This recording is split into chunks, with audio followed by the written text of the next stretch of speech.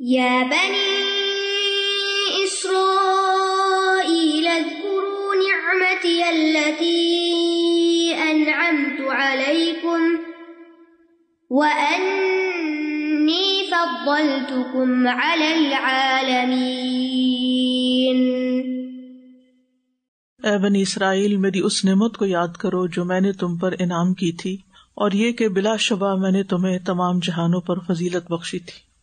اس آیت کا پہلا حصہ کل تفصیل سے بیان ہو چکا ہے۔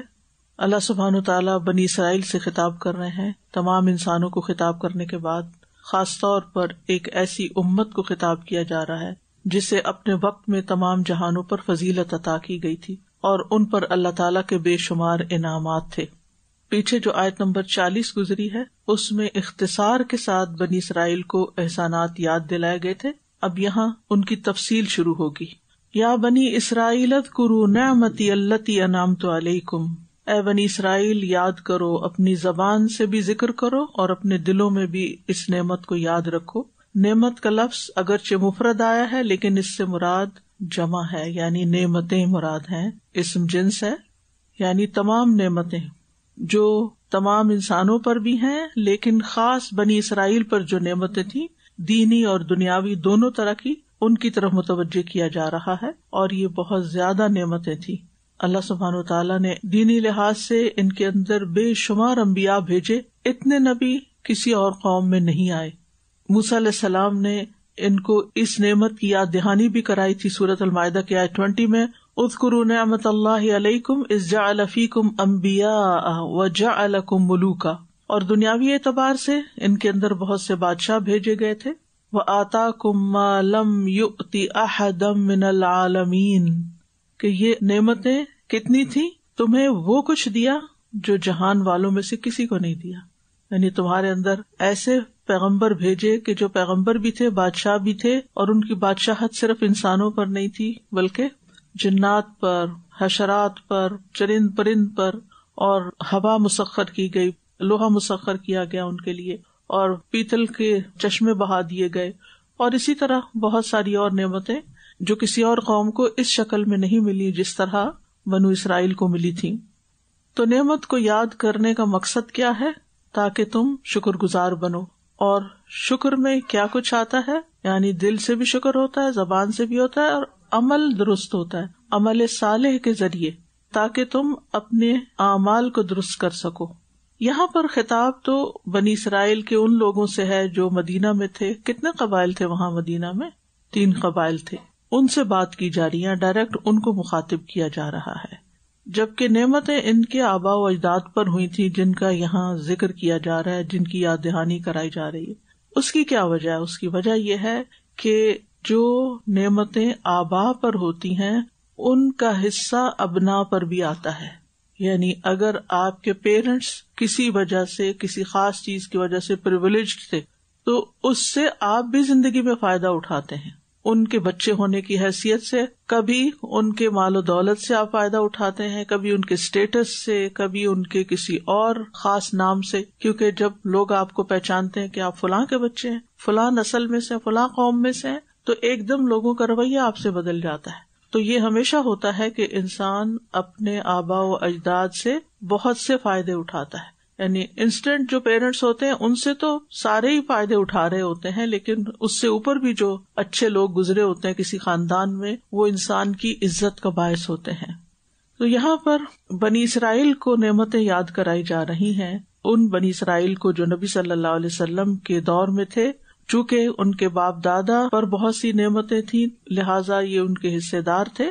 اور قرآن مجید میں یہ اسلوب ہمیں ملتا ہے کہ اسلاف کو جو نعمت دی گئی ہوتی ہے اس کا بھی ذکر کیا جاتا ہے۔ اسلاف ہوتے ہی پہلے لوگ، مثال کے طور پر ان کے اسلاف نے بچڑے کو معبود بنایا تو اللہ تعالیٰ نے ان کی توبہ قبول کر لی شرک کے باوجود، اگر نہ کرتے تو بنی اسرائیل سارے کے سارے فنا ہو جاتے، یعنی تم آج ہوتے ہی نہ۔ اسی طرح ان کو موت دینے کے بعد اللہ تعالیٰ نے زندہ کیا، تو نہ زندہ کرتا تو آج کہاں ہوتے بنی اسرائیل۔ وَأَنِّي فَضَّلْتُكُمْ عَلَى الْعَالَمِينَ، اور یہ کہ میں نے تمہیں تمام جہانوں پر فضیلت عطا کی۔ عالمین عالم کی جمع ہے، کہاں گزر چکا ہے؟ رب العالمین۔ تفصیل آپ جان چکے ہیں یعنی میں نے تمہیں شرف عطا کیا، عزت عطا کی، تمہیں چن لیا تمام جہان والوں پر. اور یہاں تمام جہانوں سے مراد اول سے آخر دنیا تک نہیں ہے، بلکہ اس دور میں جب بنی اسرائیل کو اللہ تعالیٰ نے نبوت اور حکومت کے لیے چنا، یعنی اپنے زمانے کے لوگوں پر مراد ہے، اپنے زمانے کے لوگوں پر. اور فضیلت سے مراد یہاں خاص طور پر ہدایت اور رہنمائی کا جو منصب انہیں عطا کیا تھا کہ تم باقی دنیا کے لوگوں اور باقی قوموں کے لیے ہدایت کا کام کرو گے. کیونکہ جو عزت اور شرف ملتی ہے نا انسان کو، وہ کسی ذمہ داری کے ساتھ ملتی ہے. جب انسان اس ذمہ داری کو نبھاتا ہے، اس عہدے کا پاس رکھتا ہے، تو پھر اس کی عزت میں اضافہ ہوتا ہے. اور اگر اپنی ذمہ داری پوری نہیں کرتا تو وہی چیز اس کے لیے ذلت اور رسوائی کا باعث بن جاتی ہے. یعنی فضیلت کی جو وجہ تھی وہ کیا تھی کہ تم میری عبادت خود بھی کرو اور دوسروں کو بھی رہنمائی دو. جب انہوں نے یہ کام نہیں کیا تو ان کے بعد اللہ سبحانہ وتعالیٰ نے یہ فضیلت کس کو عطا کر دی؟ امت محمد صلی اللہ علیہ وسلم کو. بنی اسرائیل کے بعد اب سب سے زیادہ فضیلت والی امت مسلمہ ہے، اور اس کا ذکر قرآن مجید میں بھی آیا ہے. سورۃ آل عمران 110 کنتم خیر امت اخرجت للناس، تم بہترین امت ہو جو لوگوں کے لیے نکالی گئی، یعنی لوگوں کی رہنمائی کے لیے نکالی گئی ہے.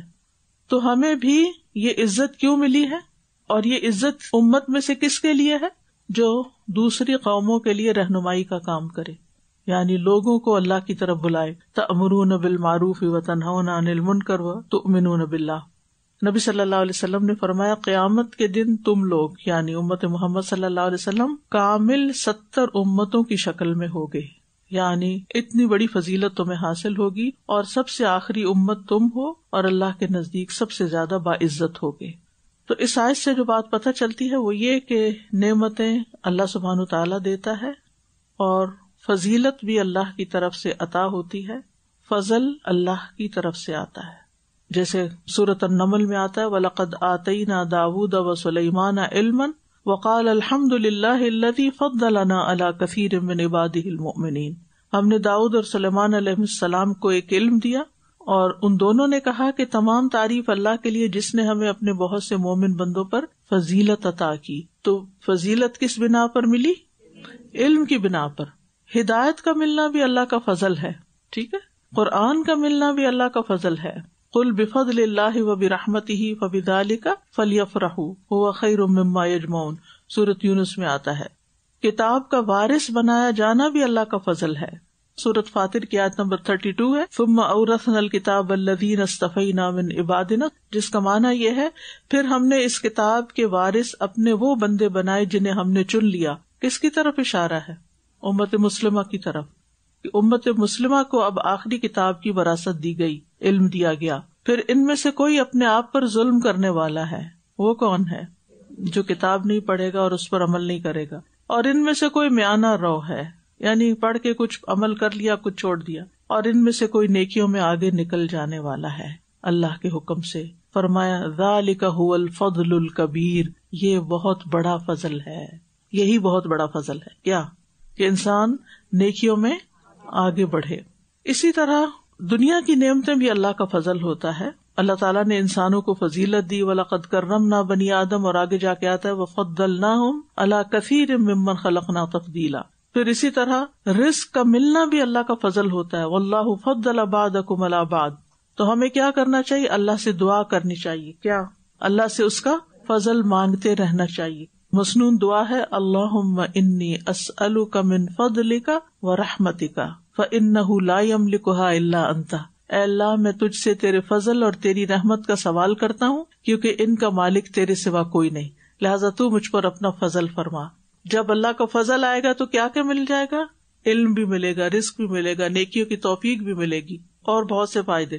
تو اللہ کے فضل کو کوئی روک نہیں سکتا. اللہ سے فضل مانگتے رہنا چاہیے. اصل مشکل پتہ کیا ہے؟ ہمارے اپنے دل چھوٹے ہیں نا، ہم کسی کو کچھ دینا نہیں چاہتے. کوئی ہم سے کچھ مانگ بیٹھے تو ہمارا دل چھوٹا ہو جاتا ہے، اور اگر پتہ چلے کوئی مانگے گا تو کنارہ کشی کر لیتے ہیں اس سے. عموماً عادت بتا رہی ہوں جو عام طور پہ انسانوں کے اندر پائی جاتی ہے. لہٰذا اسی پہ ہم قیاس کر لیتے ہیں اوروں کو، لہٰذا ان کے بارے میں بھی ایسا ہی گمان رکھتے ہیں یہ بھی یہی کریں گے، ان سے نہیں کسی خیر کی توقع. عموماً ہم لوگوں کے بارے میں یہ سوچتے ہیں. حالانکہ ہر انسان کے اندر خیر ہوتی ہے، آپ کو وہ نکالنی نہیں آتی. ٹھیک. اچھا، اب آپ دیکھیے کہ انسانوں پر ہم پھر قیاس کر لیتے ہیں اللہ تعالیٰ کو. نعوذ باللہ، کرنا نہیں چاہیے. ہم سمجھتے ہیں کہ وہ بھی شاید نہیں دے گا، لہٰذا ہماری دعا میں یقین نہیں ہوتا. ہم اس سے مانگتے نہیں، ہم سمجھتے ہیں ہم ڈیزرو نہیں کرتے، ہم کیا مانگیں، مانگنا نہیں آتا. حالانکہ اللہ کا فضل بہت وسیع ہے اور وہ جسے چاہے دے، کوئی روکنے والا نہیں.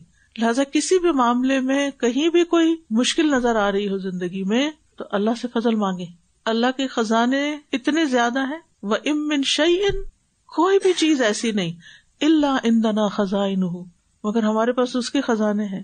مانگو. کیا اللہ تعالیٰ کے خزانوں میں کوئی کمی آئے گی اگر مانگ بیٹھے تم؟ وہ تمہیں شرمندہ کرے گا، وہ تمہیں نہیں دے گا، بخیل ہے نعوذ باللہ. نہیں تو کیا اس کے خزانوں کا کوئی اور مالک ہے؟ جیسے عام طور پہ ایسا تھا نا، بادشاہ کا خزانہ ہوتا ہے لیکن چابی کسی اور ہی کے پاس ہوتی ہے. وہ بعض اوقات بادشاہ آرڈر بھی کر دیتا، وہ نکال کے ہی نہیں دیتا کچھ، جاؤ تم. اللہ سبحانہ تعالیٰ ایسا نہیں. اس لیے خوب خوب مانگا کرے، علم مانگا کرے، حکمت مانگا کرے، دنیا کی تو مشکلات ہیں ان کا حل مانگا کرے، ہر طرح کا فضل مانگا کرے.